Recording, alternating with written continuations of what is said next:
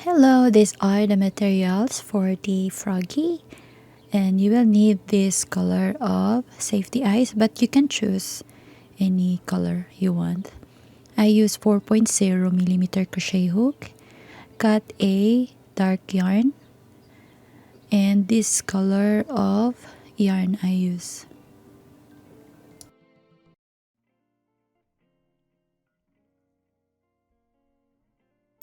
For the head, round 1, form a magic ring.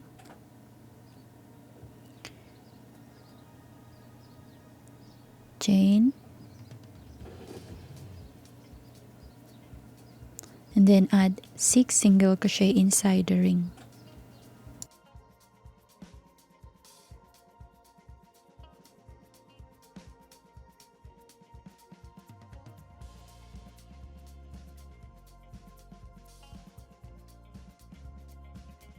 For round 2, insert in the first stitch or in the first chain and make a increase or 2 single crochet.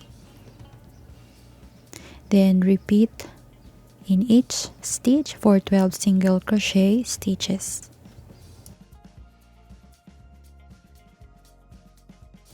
Round 3, single crochet in the first stitch.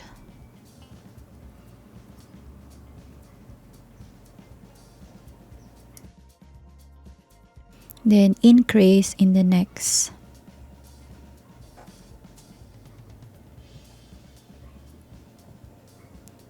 Then repeat single crochet in the next, and then increase in the next for 18 single crochet stitches around.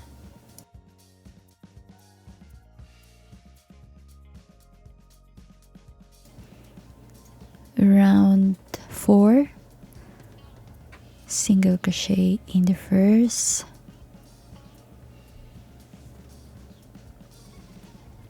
single crochet in the next, 1, 2, then increase in the next. Repeat around for 24 single crochet stitches.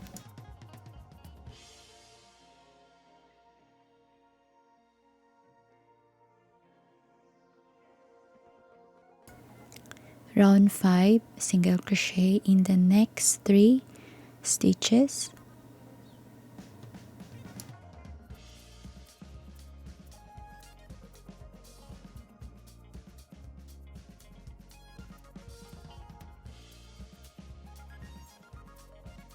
Then increase in the next. Repeat in each stitch for 30 single crochet stitches.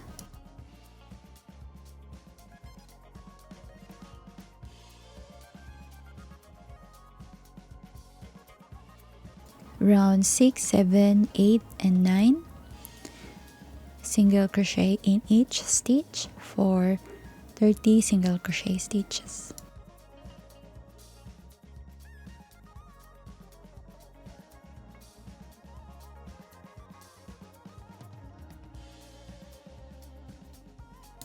And this is what it looked like after the 4 rounds. Now for round 10, single crochet in the next 3,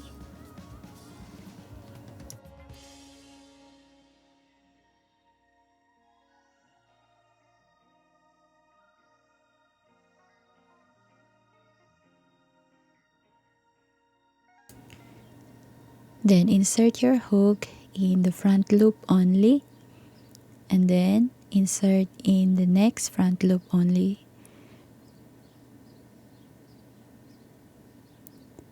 Then grab a loop, pull through 2, and pull through 2. Then repeat single crochet in the next 3 stitches, and then front loop only, decrease.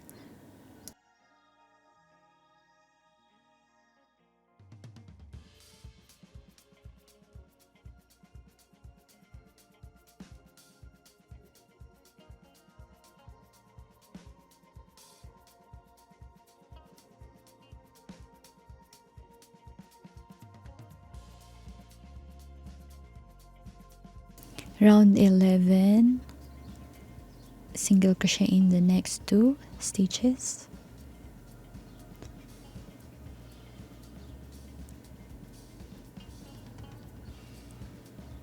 Then front loop only decrease in the next repeat around for 18 stitches.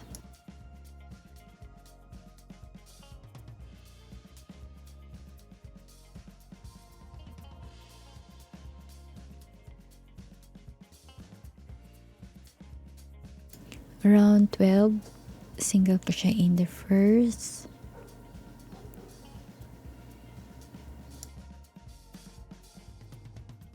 then front loop only decrease in the next for 12 stitches around.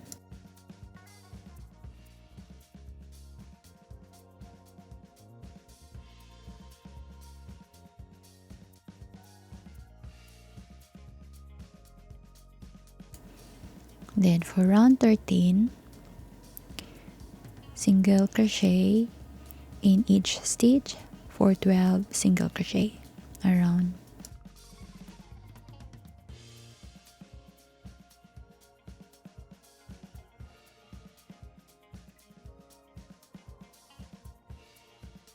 Once done, leave a extra tail and cut the yarn. Then take your darning needle, insert your darning needle in the second chain at the back here.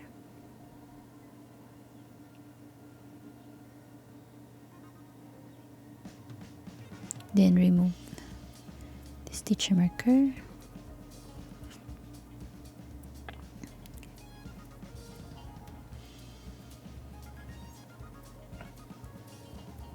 And then insert your darning needle in the back loop stitch on this last stitch here in the back loop.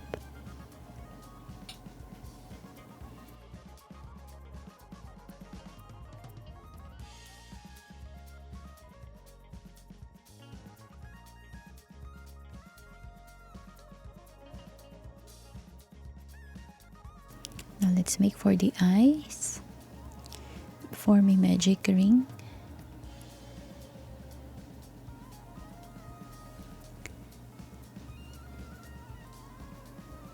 Chain. Then add 10 single crochet inside the ring.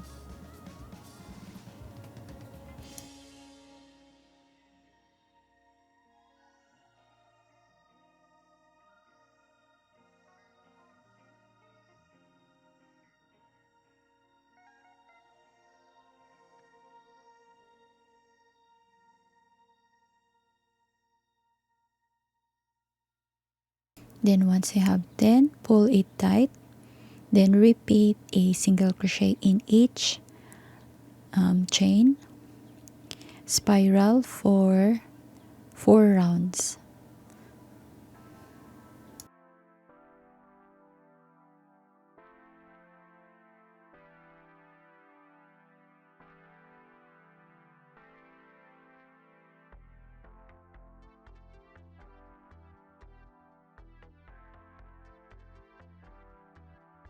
Then after the 4 rounds, leave extra tail and cut the yarn.